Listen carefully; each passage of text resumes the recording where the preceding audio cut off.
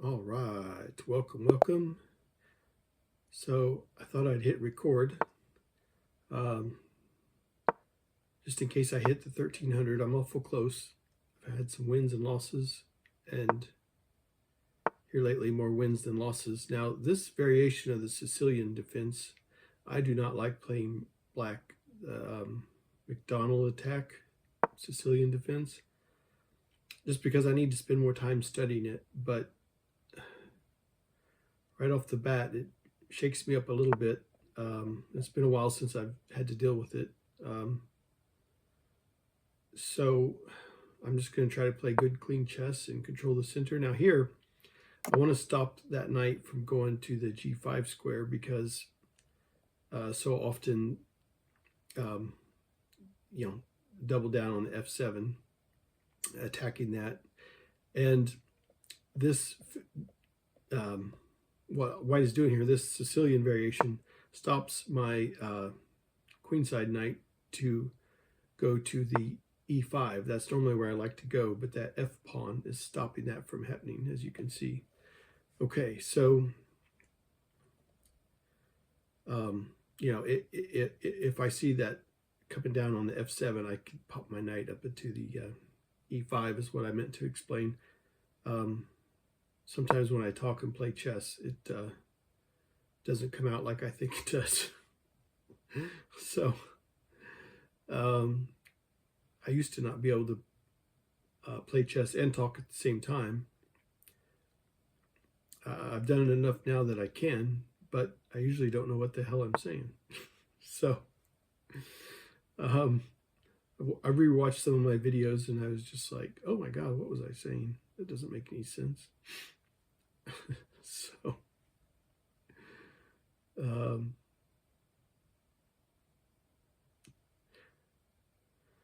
okay, so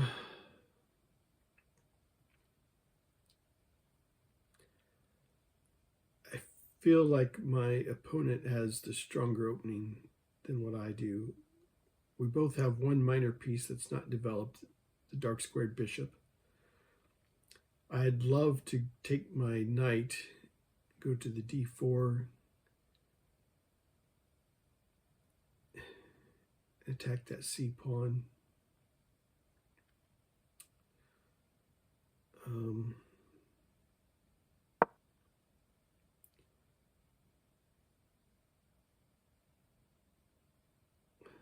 Let's see.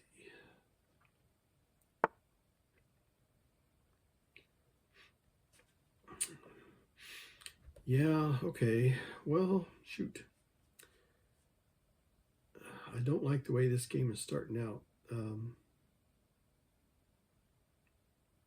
I normally don't like moving a piece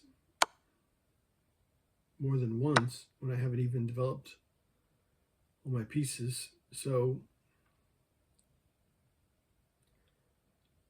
I feel like I'm doing really poopy on this opening. I feel like I'm really doing poopy with this.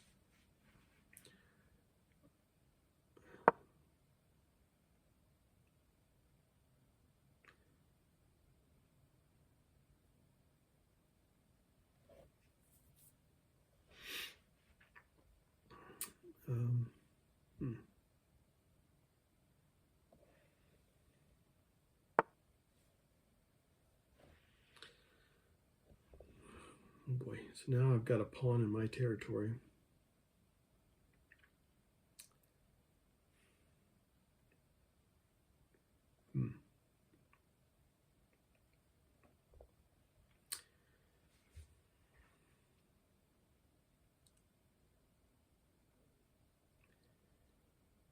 I need to get something going. Is this the bottom of the 10th move? And thus completing the 10th movement right there. And I haven't castled, and oh my gosh. Well, I assume we're going to do a queen exchange. I could recapture with my knight if we do the queen exchange. I assume my opponent will want to. this point. But might just, when, if you're familiar with my channel, you've heard me say this before, when the queens are removed, losing your right to castle isn't as big of a deal when the queens are gone. Towards the end game, normally, all things being equal, you want your king towards the middle of the board. There's still a lot of material left. Right now, my king is pretty close to the center of the board, but there's a lot of material on the board, and I have my dogs in my office with me, so if you hear them in the background, that's what's going on. This is their nap time, which is my chess time.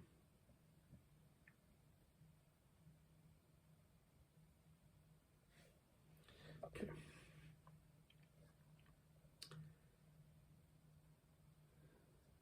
So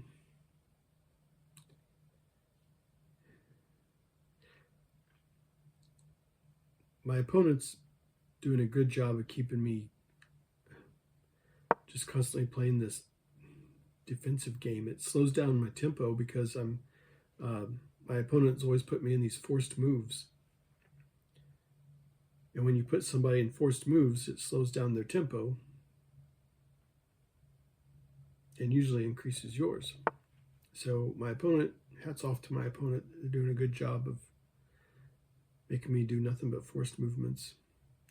I'm afraid if I take the B pawn, all I'm doing is helping my opponent, because it like immediately activates their rook.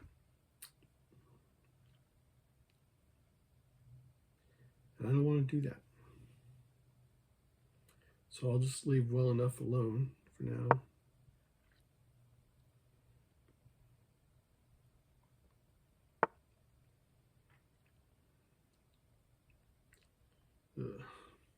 Now the knight's in my territory.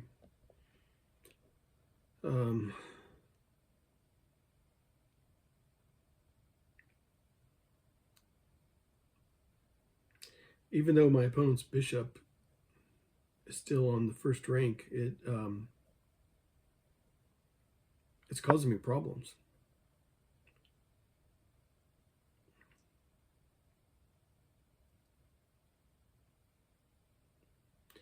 I don't know what my opponent plans to do with that bishop. I don't know, and I don't care. Oh, wait, yes, I do care. That's the whole point. Yeah, I do care. Okay. So, okay.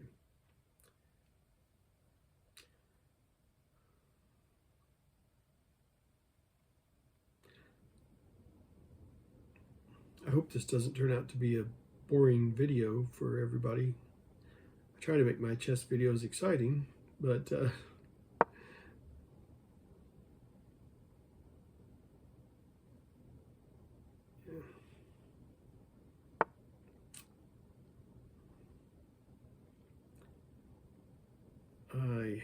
okay, that I'm a little relieved to see that knight get out of there, but at the same time, the F file is open, and my opponent owns it with a major piece. So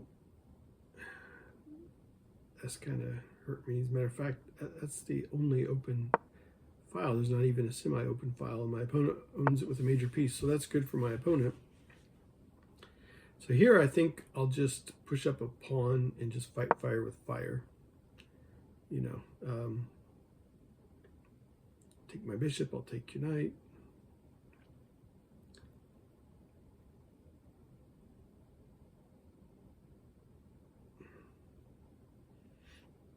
And then I'll be threatening to take the pawn as well if we do this little showdown exchange here.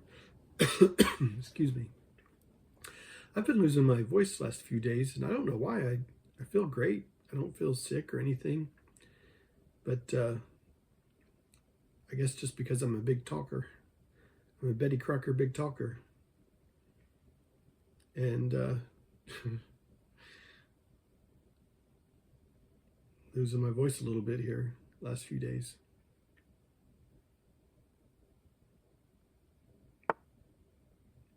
what's going on. I don't know, and I don't care. Well, I do care. All right. This knight going back and forth.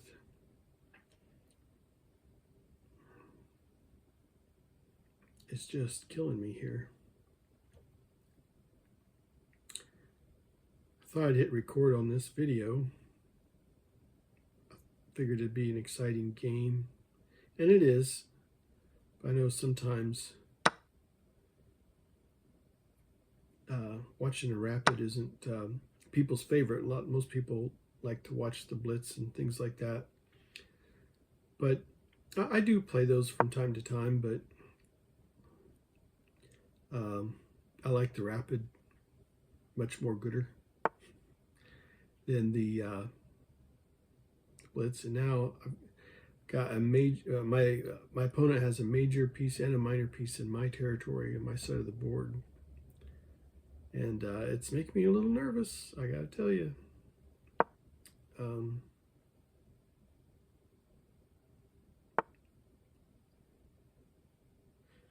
Okay, so my opponent can take the bishop on e7. That knight is protected by the e pawn, the e4 pawn, so it's not like I can swing up there and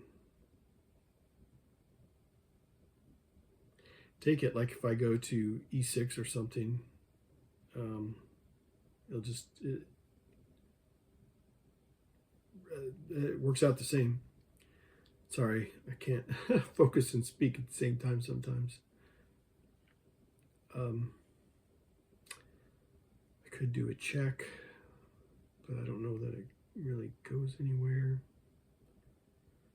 I think my best bet is just to defend that e7 square. Oh, it's so tempting to own that F file, but I got some, this is a serious problem that I'm gonna have to take care of, this e7 business.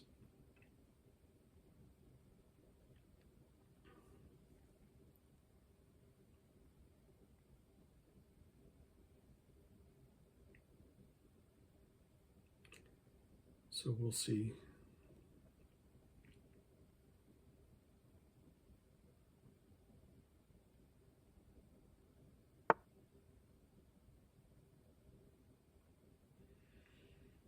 Okay, so my opponent stepped away.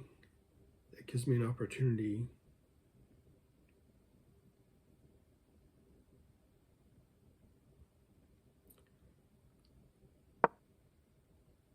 I'm going to own the F file since it's open.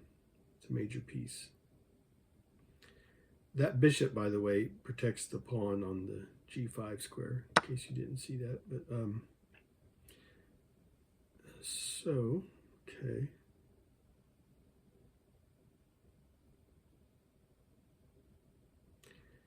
The danger here is the knight can hop out of the e7 and then I'm immediately in check.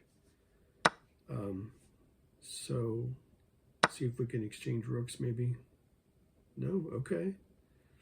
Let's take that pawn, but okay, so I think I see something. This is where owning an open file with a major piece pays dividends later on in the game. That knight is protected by the H pawn. So, I mean, if you want to take a knight for a rook, I will certainly be pleased with that. But my knight owns the H1 and the F1 squares. Is my opponent gonna... Yeah, my opponent got a little greedy with that pawn and allowed me to connect my rooks and use my pieces together. So, I already own the F1 with my knight. So I think this is unavoidable mate here. Yeah, unless I'm wrong, I don't see where it can get, I think this is game over. So I'm glad I recorded this game, and this will take me to 1300. I'll do a game review. Yeah, there's no way out of this now. So I'll do a game review. It's going to be mate right there. Okay, so let's check it out. That puts me at 1300.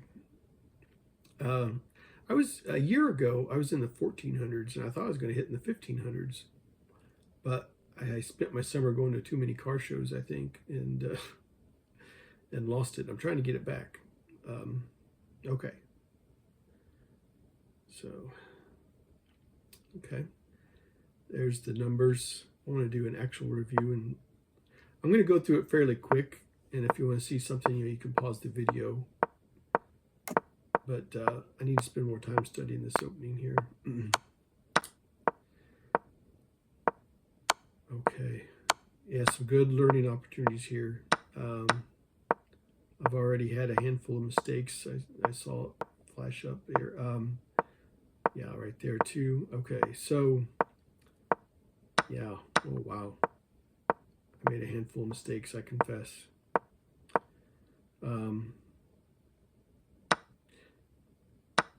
Okay.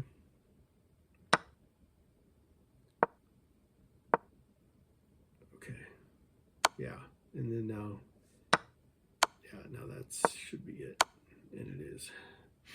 Okay. Hey, thanks for watching. I appreciate it. More good stuff to come. Have a great day. And I wanted to give a special shout out thank you to my little chess helpers over here. They like helping me out whenever I play chess. Don't you, gang? Thank you very much for your help. Much appreciated.